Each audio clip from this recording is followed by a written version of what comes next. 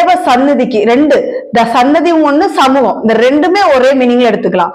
சன்னதிக்கும் சமூகத்துக்கும் விலகினவர்களையும் தேவ சந்நிதியும் தேவ சமூகத்தை தேடினவர்களையும் பத்தி இந்த நாட்களில் கர்த்தர் வார்த்தை கொடுக்கிறார்.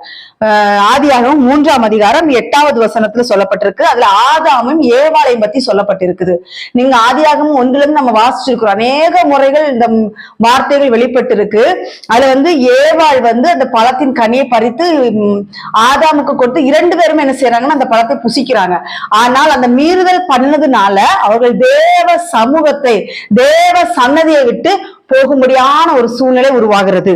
பகலில் குளிர்ச்சியான வேளையிலே தோட்டத்தில் உலாவுகிற தேவனாகிய கர்த்தருடைய சத்தத்தை அவர்கள் கேட்டார்கள்.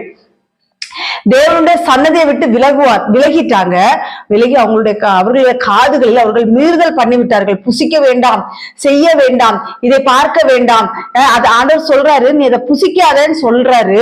ஆனா அவர்கள் அதை பார்த்து, அதை தொட்டு, அதை பறித்து, அதை புசிக்கிறார்கள். அப்படிதான் வேதவசனம் சொல்லுவது கர்த்தருடைய பிள்ளைகளை. அதனால அவருடைய சூழ்நிலைகள் என்ன ஆகிவிட்டது? ஆதாமும் ஏவாளும் என்ன செய்யறாங்க அப்படின்னா தேவ சன்னதியை விட்டு விலகுகிறார்கள். அதான் ஆதியாகமம் 3:8 பகலில் குளிர்ச்சியான வேளையில தோட்டத்தில் உலாவுகிற தேவனாகிய கர்த்தருடைய சத்தத்தை அவர்கள் கேட்டார்கள். அப்பொழுது ஆதாமும் அவன் மனைவியும் தேவனாகிய கர்த்தருடைய சந்நிதிக்கு விலகி தோட்டத்தின் விருட்சங்களுக்குள்ளே போய் ஒழித்துக் கொண்டார்கள் என்று வேதவசனம் சொல்லுகிறது.